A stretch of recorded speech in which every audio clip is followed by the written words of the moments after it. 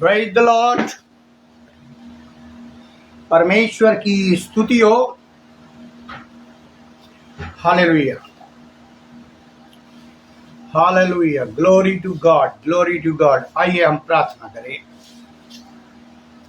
अनुग्रहकारी दयालु पिता परमेश्वर, आपको हृदय से धन्यवाद देते हैं कि आपने ये मौका दिया कि प्रभु जी एक बार फिर से हम लोग तेरे चरणों के पास आए, तेरी महिमा में उपस्थित हो और तेरी आत्मा की अगुवाई में तेरे वचन में से पढ़े, समझे और उस पर चलने वाले हो सके। प्रभु जी, हम सबों को आशीषित करना, जो ऑनलाइन जुड़े हुए हैं या जुड़ने वाले हैं, सबों को आशीषित करना, ताकि प्रभु जी हम निरंतर तेरी अगुवाई में बढ़े। भाई अनुपम डेविड के लिए, उनकी टीम के लिए, उनके परिवार के लिए, उनकी सेवकाई के लिए हम विधि प्रार्थना करते हैं। उन्हें आशीषित कर, ताकि वो भी तुझ में बढ़े और तेरी महिमा का कारण ठहरे। प्रभु जी, इस विनती को सुनिए, ग्रहण करिए प्रभु यीशु क्रीस्त के द्वारा, आमीन। आज का विषय है सच्ची आराधना, ट्रू वर्शिप। निकाल लीजिए यदि आपके पास बाइबल है, लूका रचित सुसमाचार उसका 18 अध्याय 9 से 14 पद मैं आपके लिए पढ़ना चाहूंगा। लूका रचित सुसमाचार उसका 18 अध्याय 9 से 14 पद। वहां इस प्रकार लिखा हुआ है, और उसने कितनों से जो अपने ऊपर भरोसा रखते थे कि हम धर्मी हैं और औरों को तुच्छ जानते थे, ये दृष्टांत कहा कि दो मनुष्य मंदिर में प्रार्थना करने के लिए गए। एक फरीसी था और दूसरा चुंगी लेने वाला। फरीसी खड़ा होकर अपने मन में यूं प्रार्थना करने लगा कि हे परमेश्वर, मैं तेरा धन्यवाद करता हूं कि मैं और मनुष्यों की नाई अंधेर करने वाला, न्यायी और व्यभिचारी नहीं, और न एक चुंगी लेने वाले के समान हूं। मैं सप्ताह में 2 बार उपवास करता हूं। मैं अपनी सब कमाई का 10वां भी देता हूं। परंतु चुंगी लेने वाले ने दूर खड़े होकर स्वर्ग की ओर आंखें उठाना भी न चाहा, वरन अपनी छाती पीट पीट कर कहा, हे परमेश्वर, मुझ पापी पर दया कर। मैं तुझसे कहता हूं कि वो दूसरा नहीं, परंतु यही मनुष्य धर्मी ठहराया जाकर अपने घर गया। क्योंकि जो कोई अपने आप को बड़ा बनाएगा, वो छोटा किया जाएगा, और जो अपने आप को छोटा बनाएगा, वो बड़ा किया जाएगा। परमेश्वर अपने वचन के पढ़े और सुने जाने पर आशीष दे, आमीन। आज का विषय है सच्ची आराधना। हर व्यक्ति आराधना करता है, हर व्यक्ति प्रार्थना करता है, हर व्यक्ति चर्च जाता है, हर व्यक्ति प्रार्थना सभाओं को अटेंड करता है, लेकिन सच्ची आराधना क्या? कभी हमने इस पर गौर किया? आज मेरा सेटअप दूसरा है। मैं अपने किचन में सेटअप लगाया है, क्योंकि कुछ प्रॉब्लम उस वाले रूम में आ गई है, इसलिए ये करना पड़ा। लेकिन फिर भी आप ध्यान से सुनिए, सच्ची आराधना क्या? लूका रचित सुसमाचार के इस 18वें अध्याय में हम पाते हैं कि हम प्रभु यीशु मसीह की तरह, जो प्रभु यीशु मसीह है, एक भीड़ से घिरा हुआ है, और हम भी चारों तरफ जब आराधना करते हैं तो एक भीड़ से घिरे होते हैं। प्रियो, अगर हम इन बातों को देखें कि लोग उसके इर्द गिर्द हैं और वो उनसे बातें कर रहा है, अगर 17वें अध्याय को ध्यान से देखें तो पाएंगे कि उसके सुनने वालों की भीड़ में ना सिर्फ साधारण व्यक्ति थे, ना सिर्फ चेले थे, ना सिर्फ शास्त्री थे, ना सिर्फ फरीसी थे जो हमेशा उनसे तर्क वितर्क किया करते थे। बहुत सारे लोग उसके साथ जो उससे गलत साबित करने के लिए ये प्रयास करते रहते थे कि उसके कथनों को, उसमें से ऐसी बातें निकालें जिसे उसके खिलाफ दोष लगाने के लिए इस्तेमाल किया कर सके, उस पर आरोप लगा सके।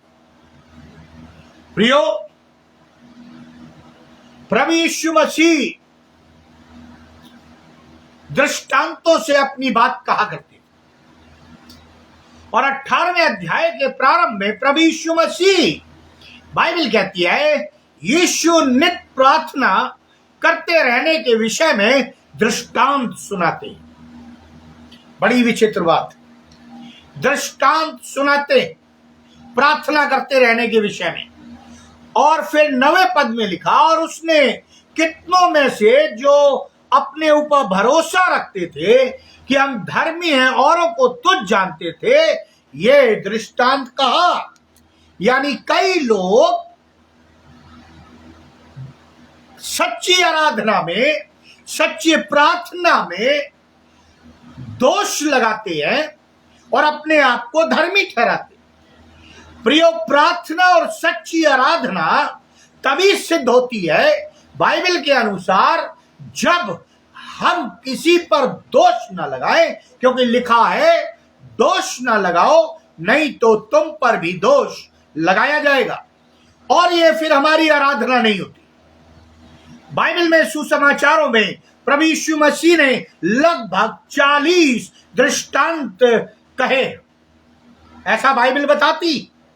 प्रभु यीशु मसीह ने इन दृष्टांतों का प्रयोग परमेश्वर के राज, न्याय, क्षमा, दया की शिक्षाओं को सरल रूप में समझाने के लिए प्रयोग किया।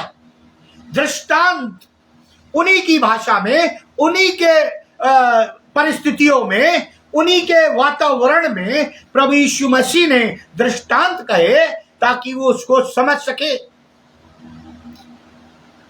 कहने के ढंग के अनुसार प्रभु यीशु मसीह ने दृष्टांत 2 प्रकार के कहे, यानी दृष्टांतों के 2 प्रकार प्रभु यीशु मसीह ने रखे।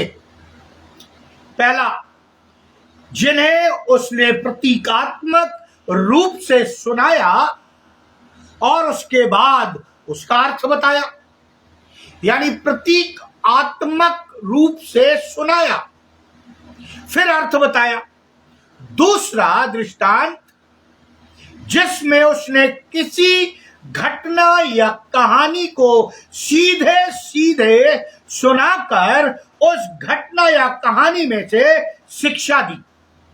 कई बार जिसे हम उदाहरण भी कह सकते हैं, एग्जाम्पल कह सकते हैं कि एग्जाम्पल है, इससे हम समझ जाएं। लेकिन प्रियो, ये दृष्टांत भी उसने दूसरे प्रकार के दृष्टांतों में से जो एक है उन्हें सुनाया। क्या सुनाया? कि हम भूल ना जाएं, परमेश्वर का वचन 2 धारी तलवार है। हम ये ना सोचें कि यदि हम प्रार्थना करते हैं तो केवल परमेश्वर हमारी प्रार्थना का उत्तर देगा, हमारी सुनेगा, यदि दूसरा करेगा तो उसकी नहीं सुनेगा। ऐसा नहीं है। और यदि कोई हमारे लिए प्रार्थना करता है या हम उसके लिए कि परमेश्वर इसे मार दे, इसे तबाह कर दे, तो वो भी नहीं सुनेगा। यानी परमेश्वर चाहता है कि हम दिल की गहराइयों से सच्ची आराधना करें।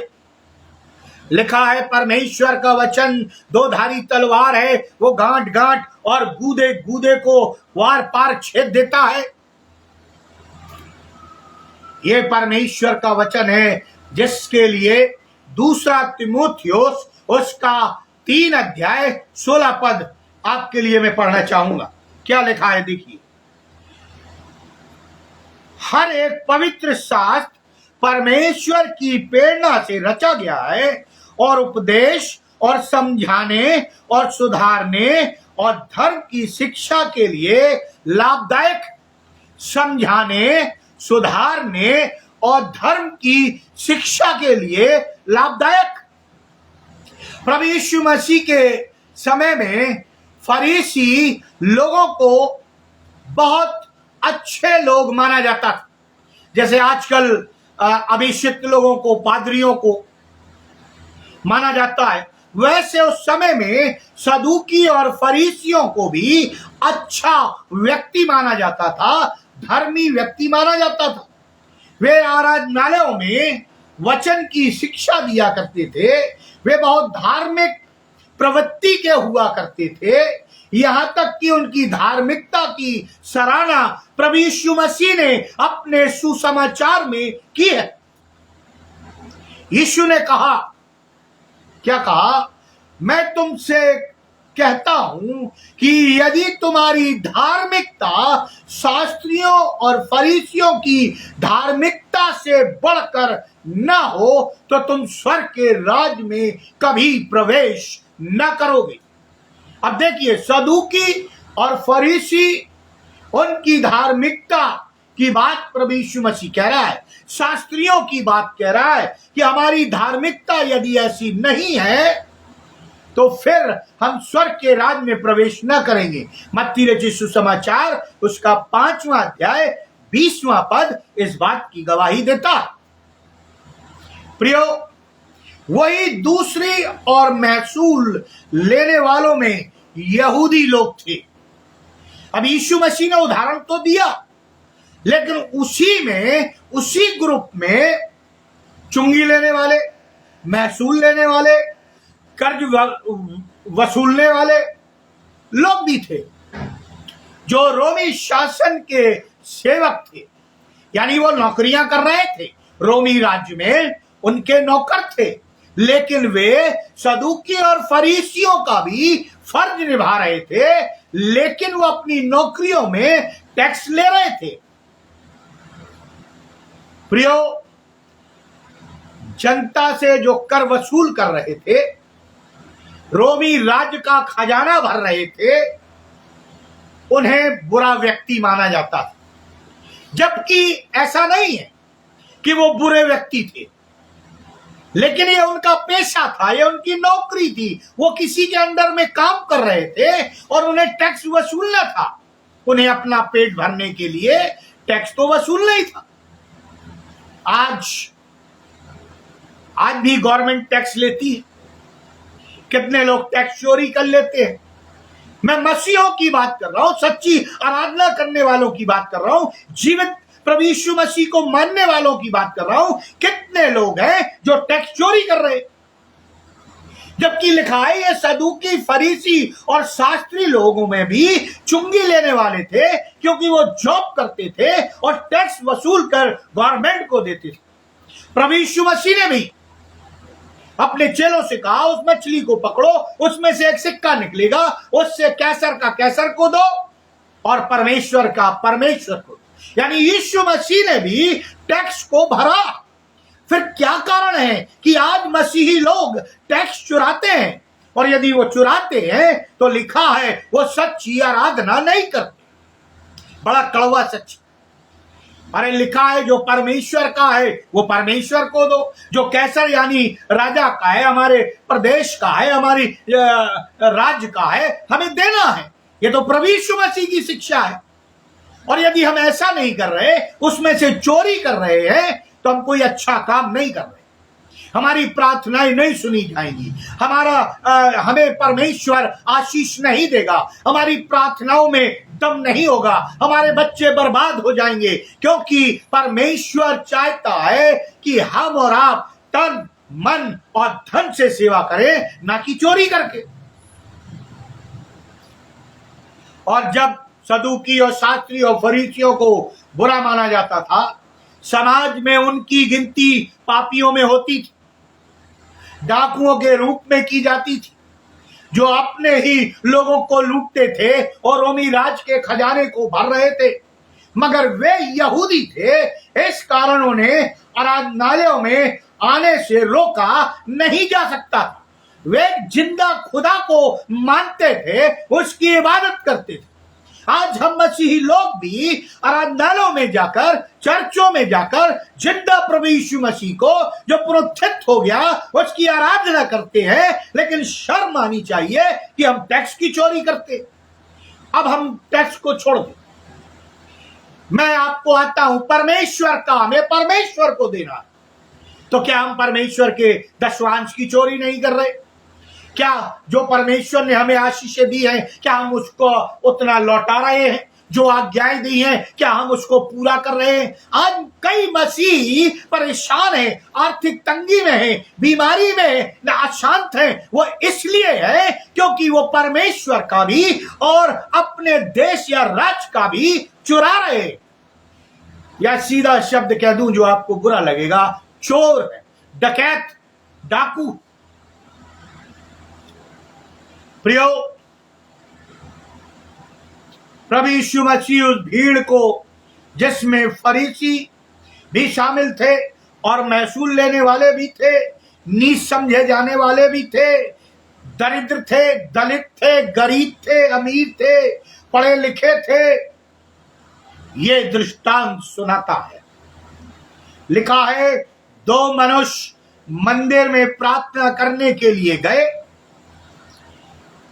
इस वचन से जो विचार है वो यह है कि हम प्रार्थना करने के लिए, आराधना करने के लिए परमेश्वर के मंदिर में, उसके भवन में किस प्रकार जाते हैं, कैसा हृदय लेके जाते हैं, कैसा अपना पल लेके जाते हैं, क्या करते हैं। वास्तव में हम वहां जाकर उसकी आराधना करते हैं या लोगों को दिखाने के लिए जाते हैं? मैं कुछ बातें जल्दी जल्दी से आपको बताना चाहूंगा। आपको ये बताना चाहूंगा कि परमेश्वर क्यों सच्ची आराधना चाहता है और क्या क्या आशीषें इससे जुड़ी है, और यदि हम ऐसा नहीं करते तो हम शापित। पहली बात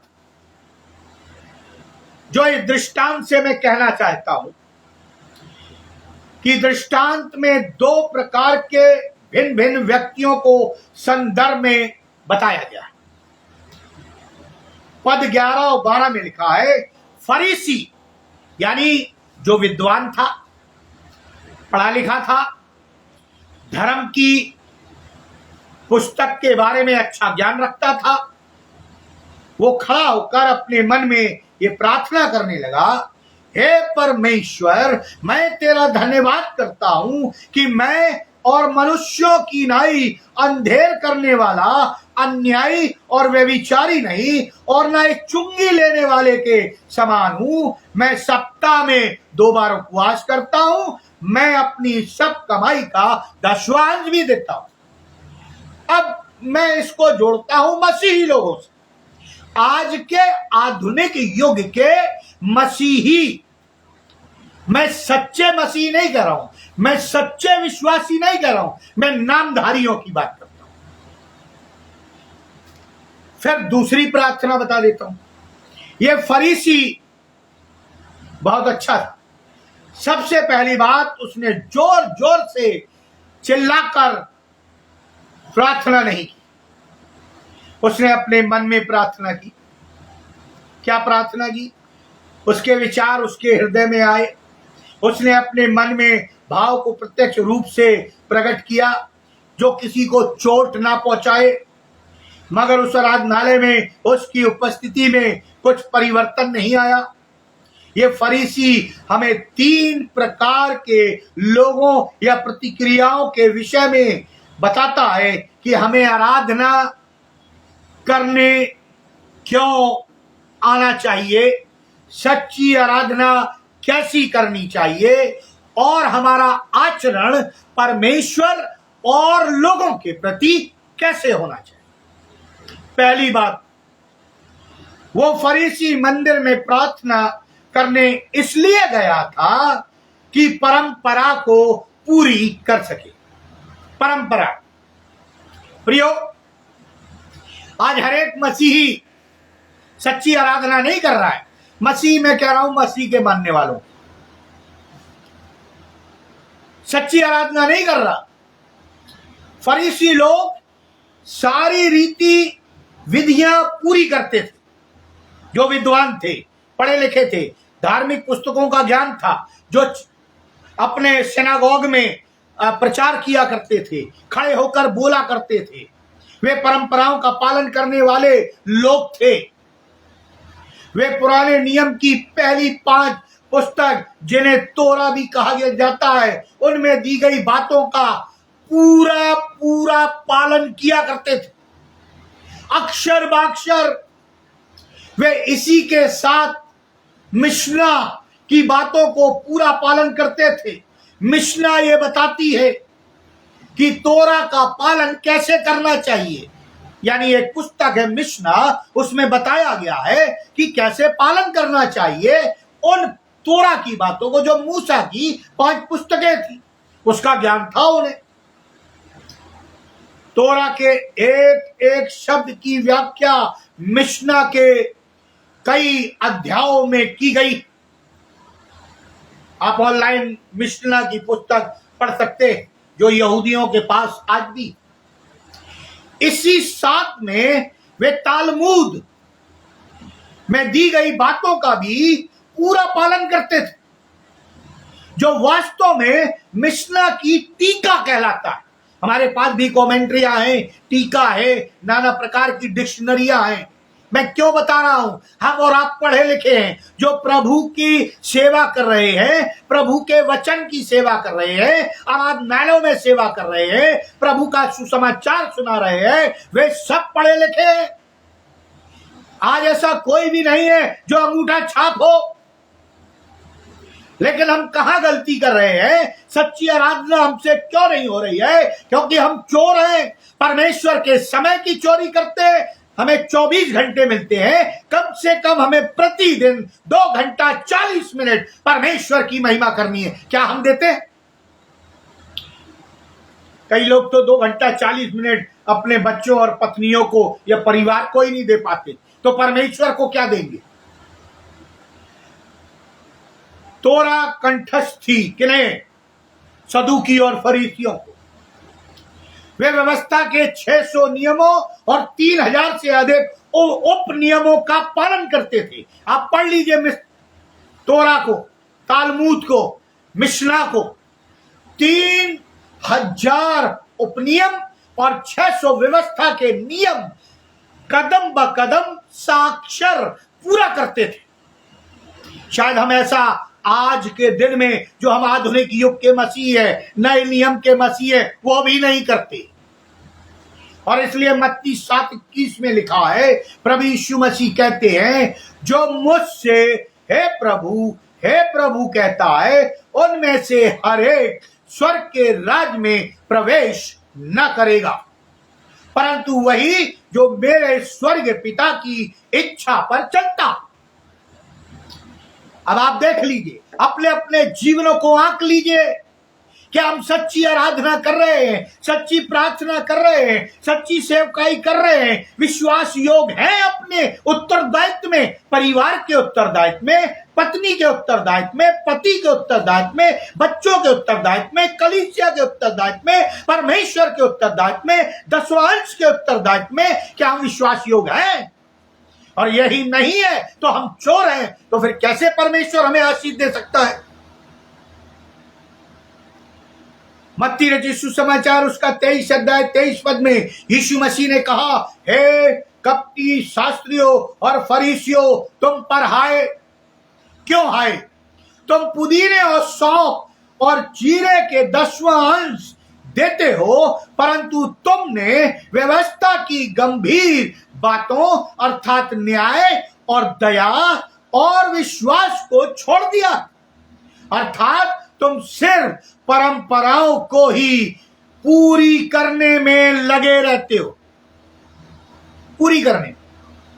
यदि आप सामुएल की पुस्तक पढ़े तो वहां लिखा हुआ है, परमेश्वर तीज और त्योहारों से, बलिदानों से प्रसन्न नहीं होता, जितना कि उसकी आज्ञा के मानने से।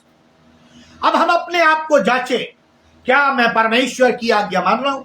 क्या मैं वचन पर चल रहा हूं? क्या मेरे अंदर पवित्र आत्मा काम कर रहा है? क्या मैं पवित्र आत्मा की अगुवाई में अपने जीवन का, कलीसिया का, परिवार का, बच्चों का, सबका निर्वाह कर रहा हूं? यदि ऐसा होने लगे तो परिवारों में लड़ाई झगड़े ना, कोर्ट कचहरी ना। आगे देखिए, यशायाह 1:14 कहता है, तुम्हारे नए चांदों और नियमित पर्वों के मानने से मैं जी से बैर रखता हूं। अब देखिए, हम आपको कलीसिया की तरफ ले चलता हूं और इधर यहूदियों के सिनागोग के पर्व की तरफ ले चलता हूं। आज हम भी तीज और त्योहार मनाते, बड़ा दिन, नया साल, गुड फ्राइडे, 40 दिन उपवास के, है ना, और कई चीजें, चर्च बर्थडे, नाना प्रकार की चीजें हम मनाते। यहां लिखा है पुराने नियम में, यशाया कहता है, परमेश्वर कह रहा है, तुम्हारे नए चांदों और नियमित पर्वों के मानने से मैं जी से बैर रखता हूं। यानी मुझे ये ढकोसला, ये 420 या तुम्हारा दिखावा या कपटीपन मुझे पसंद नहीं है, नहीं है। आज के मसीह यही तो कर रहे हैं, पासवान को खुश कर रहे हैं, पास्टिक कमेटी को खुश कर रहे हैं, दूसरों को खुश कर रहे हैं, लेकिन परमेश्वर को, जो जीवित यीशु है, उसे खुश करना भूल गए। लिखा, मैं उकता गया हूं, बैर रखता हूं। ये फरीसी मंदिर इसलिए गया था कि वो परंपरा को पूरा कर सके। आज कई मसीही हैं जो आराधनालय में, कलीसिया में, चर्चों में जाते हैं केवल दिखाने के लिए, परंपराओं को पूरा करने के लिए, सच्ची आराधना करने के लिए नहीं। परंतु परमेश्वर कहता है, मत आओ मेरे पास, बहुत ध्यान से सुनिए, मत आओ मेरे पास, मत करो मेरी आराधना, उपासना। अगर इसे तुम परंपरा के तौर पर पूरी कर रहे हो तो तुम्हारा आराधना के लिए आना मुझे नहीं भाता, मुझे अच्छा नहीं लगता, मैं उकता गया हूं, क्योंकि तुम सिर्फ परंपरा का पालन कर रहे हो और मैं परंपरा को निभाने वाला परमेश्वर नहीं हूं। मैं सच्चा और जीवित परमेश्वर हूं, जिसकी आंखें जो देखता है, जिसका मुंह है बोलता है, कान है सुनता है, हाथ पांव है चलते हैं, दिमाग है वो तुम्हारी प्रार्थनाओं को सुनता है, इसलिए तो उत्तर आता। विचार करें कि अगर हम चर्च भवन में या कलीसिया में इसलिए आते हैं कि आराधना को परंपरा के द्वारा पूरा करें, इसलिए आते हैं रविवार के दिन चर्च जाना जरूरी है, लोग देखेंगे, पड़ोसी क्या बोलेंगे, तो स्मरण रखें, परमेश्वर को हमारी आराधना ग्रहण योग्य नहीं, ग्रहण योग्य नहीं।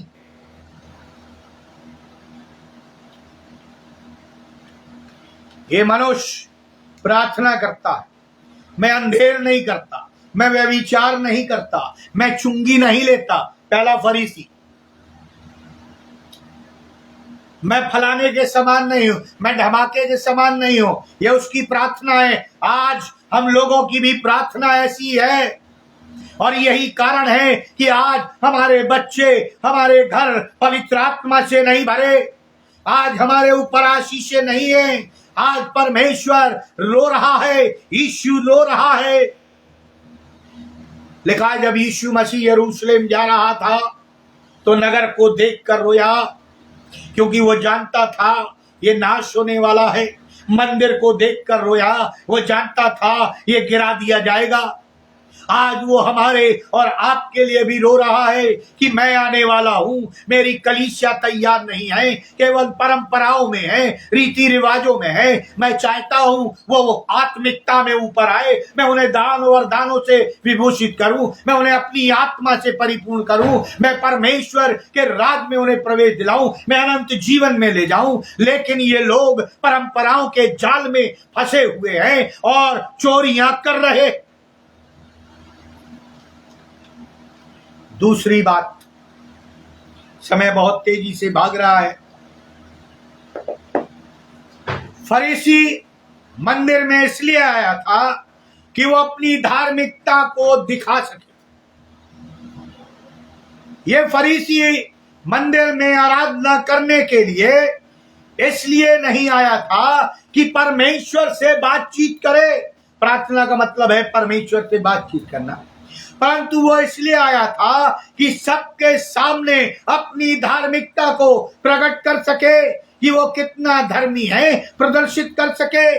पद 12 में लिखा हुआ है, वो स्वयं अपनी धार्मिकता का बखान करता है। क्या कहता है? मैं सप्ताह में 2 बार उपवास करता हूं, मैं अपनी कमाई का, सब कमाई का 10वांश भी देता हूं।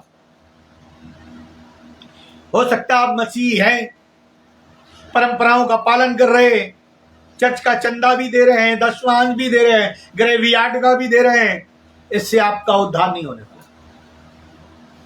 ना आप स्वर्ग जाने वाले, कड़वा सच है ये। आप अपना पैसा, अपना टाइम, सब कुछ बर्बाद कर रहे हैं। लेकिन मत्ती 6:1 में क्या लिखा हुआ है? यीशु कहते हैं, सावधान रहो, तुम मनुष्यों को दिखाने के लिए धर्म के काम न करो, नहीं तो अपने स्वर्गीय पिता से कुछ भी प्रतिफल न पाओगे। ना करो, नहीं तो कुछ भी ना पाओगे। धार्मिक काम मैंने अभी प्रचार किया था थोड़े दिन पहले, यीशु कहाँ है, ये कलीसिया मुद्दा है, पिछली बार ही किया था शायद। प्रियो, धर्म के काम, बाइबल में परमेश्वर ने 3 लोगों को धर्मी कहा। 2 के नाम मैं बता देता हूं, तीसरा आप ढूंढ लेना। पहला नूह, धर्मी व्यक्ति। दूसरा अय्यूब, धर्मी व्यक्ति था। और तीसरा मैं पूछूंगा कौन था। धर्मी व्यक्ति हमेशा परमेश्वर के राज्य की खोज में रहता है और भटकी हुई आत्माओं को परमेश्वर के लिए जीतना चाहता है। मत्ती 7:22 में प्रभु यीशु मसीह कहते हैं, उस दिन बहुत से कहेंगे, हे प्रभु, क्या हमने तेरे नाम से भविष्यवाणियां नहीं की? आज कितने भविष्यवक्ता पैदा हो गए, कितने भविष्यवक्ता हो गए। क्या मैंने तेरे नाम से दुष्ट आत्माएं नहीं निकाली? कितने लोग दुष्ट आत्माओं को निकाल रहे हैं। क्या मैंने तेरे नाम से लोगों को चंगा नहीं किया, आश्चर्य कर्म नहीं किया? आज क्या लोग नहीं कर रहे हैं? तब मैं उनसे खुलकर कह दूंगा कि मैंने तुमको कभी नहीं जाना, हे कुकर्म करने वालों, मेरे पास से चले जाओ। आज परमेश्वर ने हमें पवित्र आत्मा दी है, परखने की आत्मा दी है। हे प्रियो, हम इधर उधर ना भटके। लिखा, जहां 2 या 3 मेरे नाम से एकत्र हैं, मैं उनके बीच में उपस्थित हूं। आज क्या परमेश्वर केवल भविष्यवक्ताओं से बातें करता? लिखा है, मैंने पूर्वजों से बातें की, भविष्यवक्ताओं से बातें की, राजाओं से बातें की, लेकिन अब परमेश्वर साक्षात बातें करता है। यीशु साक्षात बातें करता है, सहायक दिया है पवित्र आत्मा का, वो हमसे बातें करता है और हम इधर उधर भटक रहे हैं। परखने की आत्मा परमेश्वर ने दी है। यदि आपके पास नहीं है तो अभागे हैं मनुष्य। आप परखिए, लिखा है, बाइबल पढ़िए, वचन पढ़िए। लिखा है, जब कोई कहे मसीह यहां है, मसीह वहां है, तो तुम विश्वास न करना, वचन पर स्थिर रहना, विश्वास को दृढ़ किए रहना। यशायाह 58:6-7 में परमेश्वर कहता है, जिस उपवास से मैं प्रसन्न होता हूं, क्या वो ये नहीं कि अन्याय से बनाए हुए दासों और अंधेर सहने वालों का जुआ तोड़कर उनको छुड़ा लेना और सब जुओं को टुकड़े टुकड़े कर देना? क्या वो ये नहीं कि अपनी रोटी भूखों को बांट देना, अनाथ और मारे मारे फिरते हुओं को अपने घर ले आना, किसी को नंगा देखकर वस्त्र पहनाना और अपने जाति भाइयों से अपने आप को ना छिपाना, अपने आप को ना छिपाना। कई बार जब मैं छोटा था, मैं पायसबानों के पास जाता था, कुछ बात करूं या मांगूं, कोई चीज मुझे अच्छी लग गई, जैसे बाइबल और कई चीजें जो पहले चलती थी, कॉमिक्स, क्रिश्चियन, वो दरवाजा ही नहीं खोलते थे, सीधे मुंह बात नहीं करते थे। और आज भी यही है, पादरियों ने अपने घरों पर टाइम लिख दिया है, इतने बजे से इतने बजे तक मिले। मुझे आज 8 बजे उनकी जरूरत है कि वो मेरे लिए प्रार्थना करें, और उनका टाइम है 9 से 10 बजे। अरे यदि आप प्रभु के सेवक हैं और जब आपके लिए परमेश्वर ने रास्ता या द्वार नहीं बंद किया, आप 24 घंटे 12 महीना 7 दिन आप परमेश्वर के पास किसी भी समय जा सकते हैं जब आपको जरूरत है, तो फिर कलीसिया के उन लोगों के लिए क्यों टाइम बंधा हुआ है कि वो आपके पास नहीं आ सकते? क्या आप प्रभु के सेवक नहीं? मान लो प्रभु उनको उठा ले तो कौन जिम्मेदार है? तब आप कहेंगे प्रभु मेरा टाइम 9 से 10 बजे मिलने का था। जब प्रभु ने आपको स्वतंत्र बनाया है, स्वतंत्र किया है, अपनी महिमा के लिए, अपने राज के लिए चुन लिया है कि आप भेड़ों को, भटकी हुई आत्माओं को जीतो, तो आपने टाइम क्यों फिक्स किया? कई चर्चों के ताले ही नहीं खुलते प्रार्थना करने के लिए। मैं कई चर्चों में गया कि जब शहरों में जाता हूं, मैं प्रचार करने जाता हूं, मीटिंगें सेट करता हूं कि मैं उस चर्च में जाकर दुआ करूं कि परमेश्वर यहां जो शैतानी शक्तियां बांध दी जाए, वहां ताला लगा हुआ। शैतान ने तो पहले ही वहां शिकंजा कस रखा है, ताला लगा रखा है, कहां दुआ करोगे आप? बड़ी विचित्र बात प्रियो, ये फरीसी आराधना करने मंदिर में नहीं आया था, परंतु इसलिए आया था कि अपनी धार्मिकता को प्रदर्शित कर सके। जैसे हम और आप चर्च जाते हैं, बढ़िया कपड़े पहनकर, टाई लगाकर, बड़ा सूट बूट पहनकर, लोग हमारी तरफ आकर्षित हो जाए। हम परमेश्वर से मिलने नहीं जाते, हम पास्टर साहब से मिलने जाते हैं, हम लोगों से मिलने जाते हैं, अपने कपड़े दिखाते हैं। अरे सच्ची आराधना वो है जब आप घुटनों पर जाकर परमेश्वर की महिमा करें और परमेश्वर अपनी आत्मा से तुम्हें भर दे। हम खाली जाते हैं और खाली आ जाते हैं।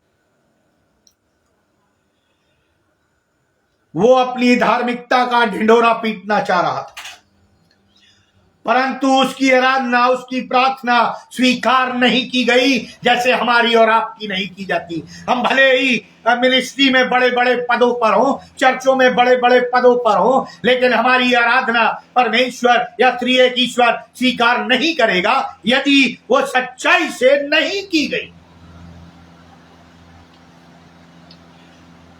प्रियो, हम में कोई कमी नहीं। अगर ये सोचकर हम आते कि हमारे धर्मी जीवन में प्रभु प्रसन्न है, इसलिए आते हैं, तो दूसरों के सामने खुद को धर्मी साबित न करें। अपनी को आराधना ग्रहण योग्य नहीं। अब जो मैं अगली बात कहने जा रहा हूं बड़ी कड़वी है।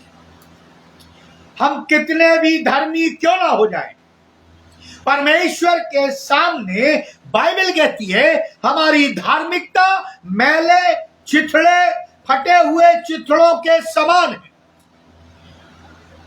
कितने भी धर्मी क्यों ना आ जाए, हमारी धार्मिकता त्रिएक ईश्वर के सामने मैले फटे चिथड़ों के समान।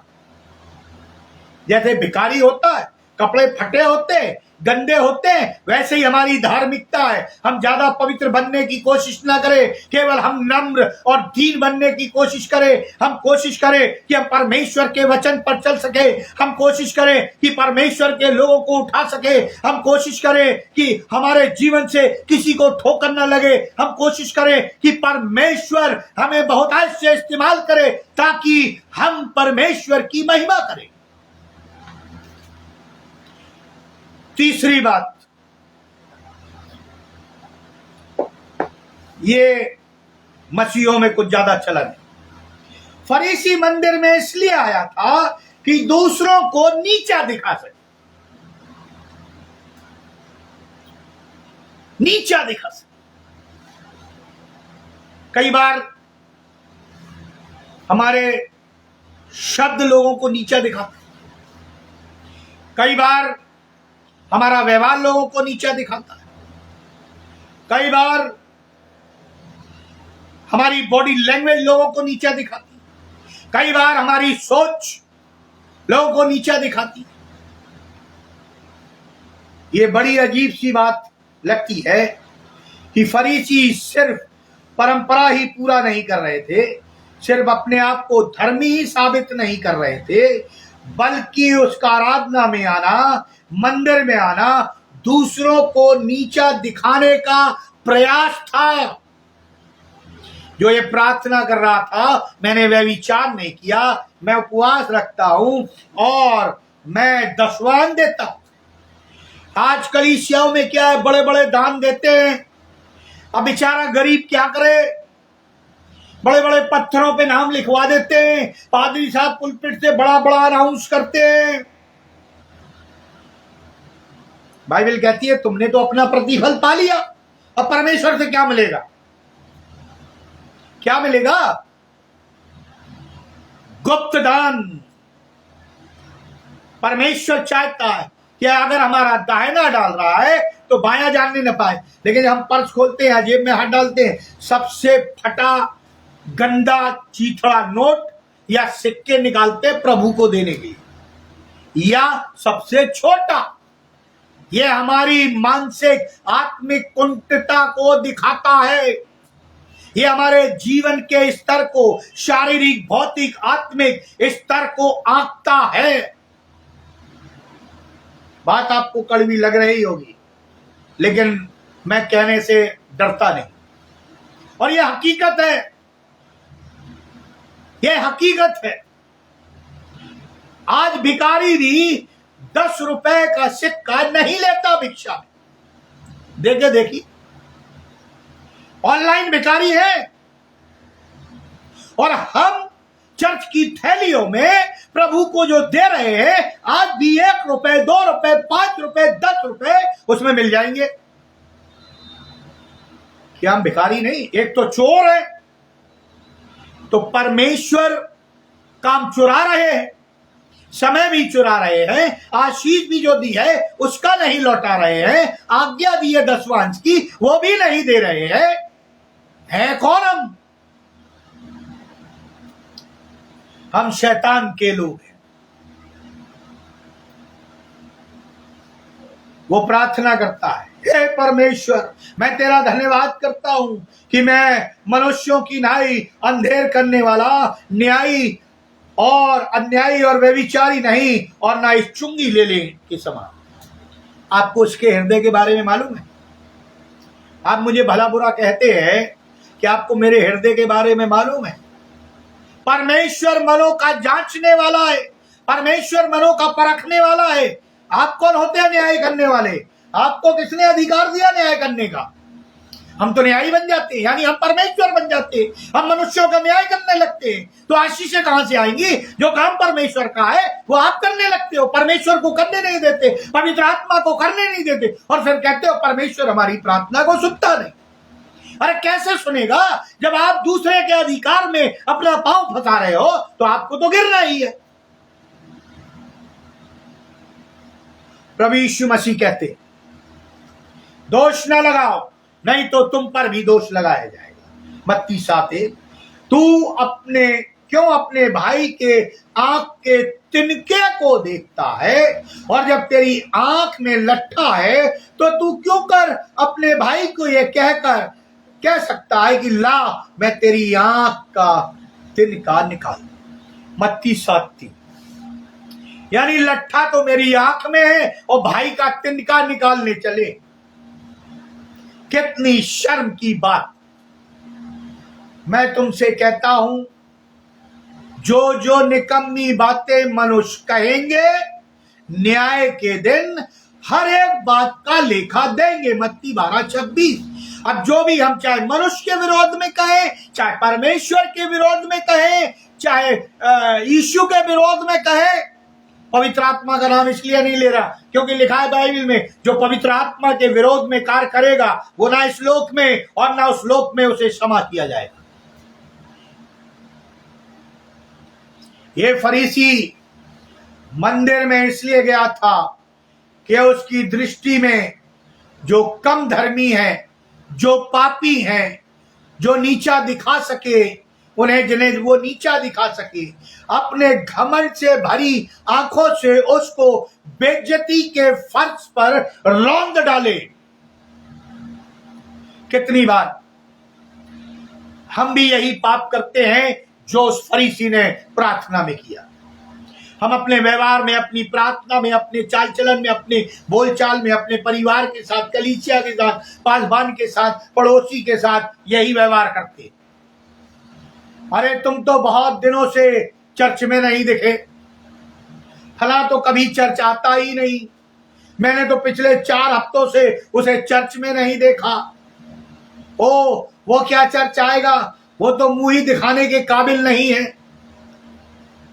भाई हम तो हर संडे चर्च जाना मिस ही नहीं करते।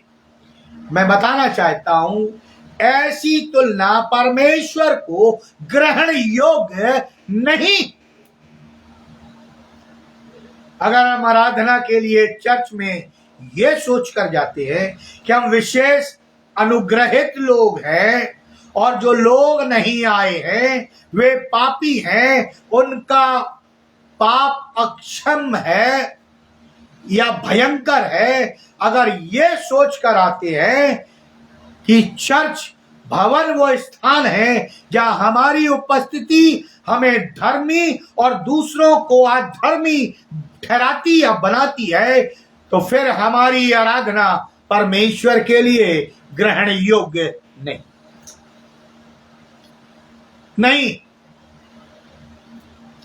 मैं ये नहीं कह रहा कि जो आराधना में नहीं आते उनका आना न्याय उचित नहीं या न्याय उचित, परंतु परमेश्वर के दृष्टिकोण से ये बात गलत है और हमारी ये जिम्मेदारी है कि अगर वो नहीं आते तो हम प्रोत्साहित करें, उनके लिए प्रार्थना करें, दोषारोपण न, उनकी सुने, उन्हें समझाएं, दूसरों को नीचा दिखाने की दृष्टि से कोई भी कार्य न करे, न आराधना करे। फिर वो कौन सी आराधना है जो परमेश्वर को ग्रहण योग्य है, वो कौन सा दृष्टिकोण है जो आराधना में आते समय हमारा होना चाहिए, वो अब मैं बता रहा हूं जल्दी से, क्योंकि टाइम बहुत तेजी से भाग रहा है। अब मैं आपको ले चलता हूं महसूल लेने वाले फरीसी के पास। एक फरीसी था जिसकी बातें मैंने बता दी, अब महसूल लेने वाले फरीसी के पास ले चलते। देखिए वो क्या कहता है, वो साधारण सी प्रार्थना करता है, कोई लंबी चौड़ी और तेज आवाज में नहीं करता, कोई अच्छी वोकैबुलरी उसमें यूज नहीं करता, बल्कि कहता, हे परमेश्वर मुझ पापी पर दया। वो महसूल लेने वाला 3 बातों को अपने साथ लेकर मंदिर में आराधना के लिए आया, और यही 3 बातें आज हमें अपनी आराधना करने जब हम कलीसिया या चर्च में जाते हैं तो लेकर जाना है। नंबर 1, उसे अपने पाप में दशा का एहसास था। भजनकार भजन दाऊद लिखता है, भजन संहिता 51:3 में, मैं तो अपने अपराधों को जानता हूं और मेरा पाप निरंतर मेरी दृष्टि में रहता। टूटा मन परमेश्वर के योग बलिदान। हे परमेश्वर तू टूटे और पिसे हुए मन को तुच्छ नहीं जानता। भजन संहिता 51:7, जब आप रोएंगे, गिड़गिड़ाएंगे, लिखा है परमेश्वर आपके आंसुओं को कुप्पी में रखता है, अमूल्य मोती के समान। हम तो पोंछ देते हैं, हमें नहीं मालूम हमने कितना आंसू बहाया, लेकिन परमेश्वर हमारे एक एक आंसू की कीमत अमूल्य है उसके सामने, मोती की तरह, और वो कुप्पी में रखता है और उसी के हिसाब से हमारी प्रार्थना का उत्तर देता है।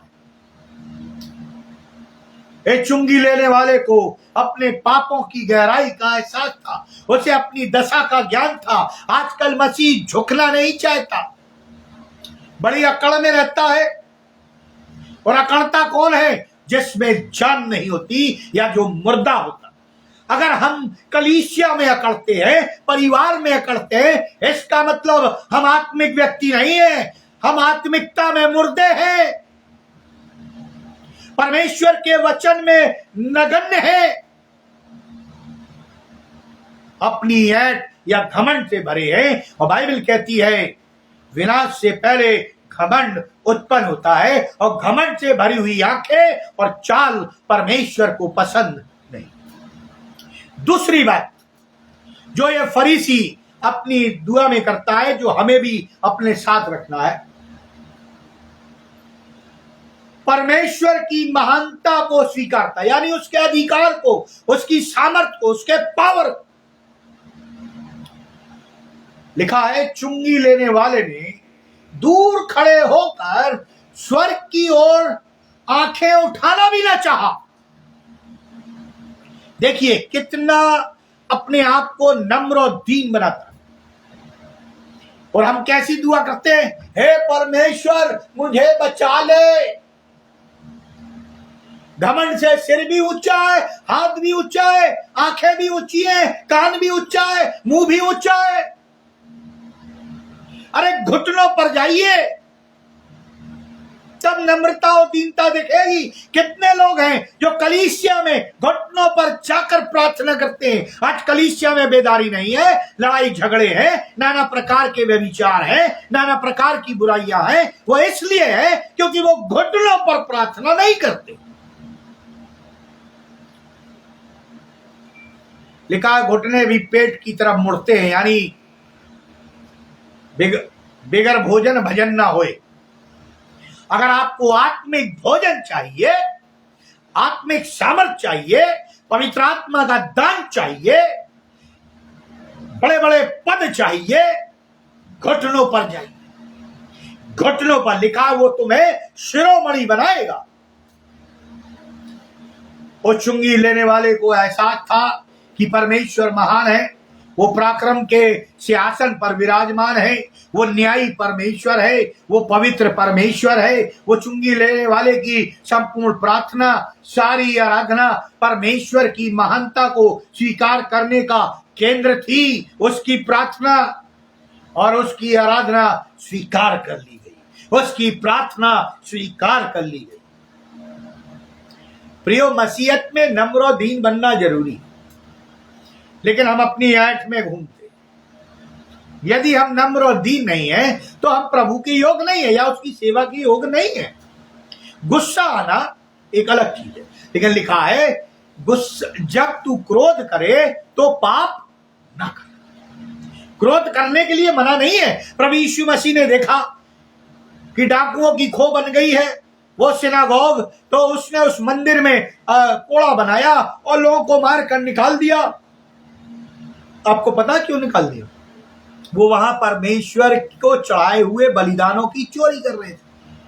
अच्छे जानवर बेच देते थे, लूले लंगड़े काने डाल देते थे जो परमेश्वर ने मना किया था। लेन देन करते थे और लेन देन में हेर फेर करते थे। आज कलीसिया में भी लेन देन है पैसों का, सब हिसाब किताब है, उसमें भी चोरी हो जाती है, उसमें भी हेरा फेरी हो जाती है।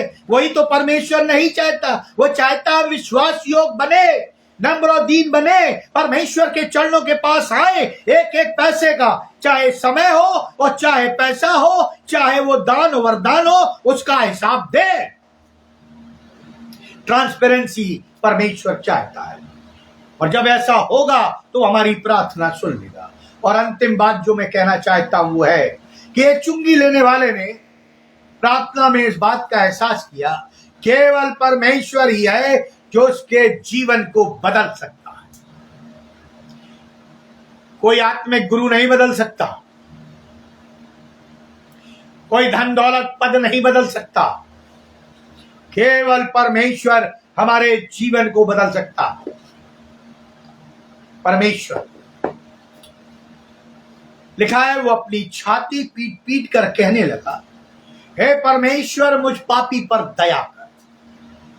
उसने इस बात का एहसास था कि इस पाप से भरे जीवन को केवल परमेश्वर ही बदल सकता है। और ये तो हम और आप भी जानते हैं कि हम जन्म से पापी है, और प्रभु यीशु मसीह ने अपने लहू से खरीद लिया है, ये तो हम भी जानते हैं। तो फिर हम क्षमा क्यों नहीं मांगते? उसके अधिकार को क्यों नहीं पहचानते? उसकी आज्ञा को क्यों नहीं मानते? रोमियो की पत्री उसका 3 अध्याय 23 पद कहता है, इसलिए सबने पाप किया और परमेश्वर की महिमा से रहित है।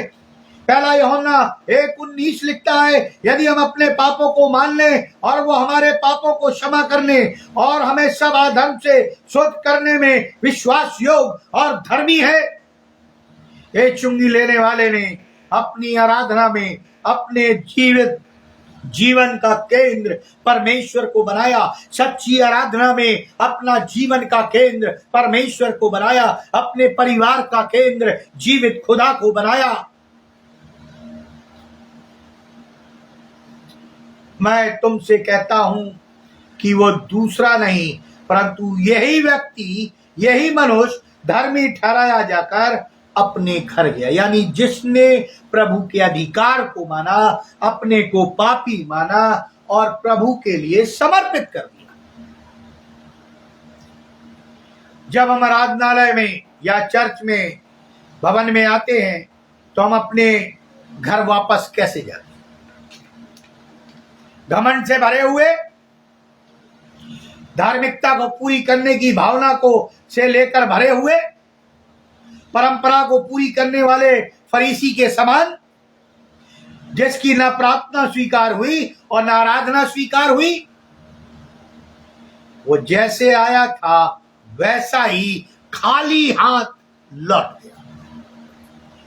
अब मैं अपने कंक्लूजन में कहना चाहूंगा, क्योंकि समय बीत रहा है।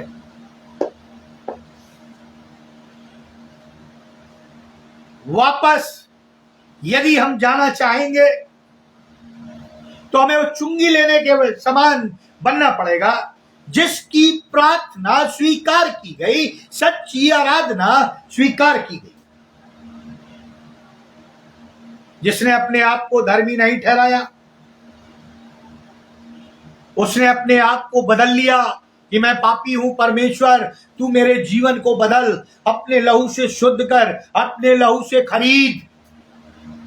हमारी आराधना, हमारी प्रार्थना मात्र परंपरा पूरा करने के लिए ना हो, हमारा चर्च जाना, हमारा सुसमाचार सुनाना, हमारी कई अन्य सेवकाई को करना केवल परंपरा ना हो, हमारी धार्मिकता का दिखावा ना हो। प्रियो, हमारी आराधना में, हमारी प्रार्थना में, हमारी पाप में दशा का अंगीकार करें और परमेश्वर की बदलने वाली सामर्थ ही अपने जीवन को आधार बनाए, पिलर बनाए और प्रभु के पास लौट आए।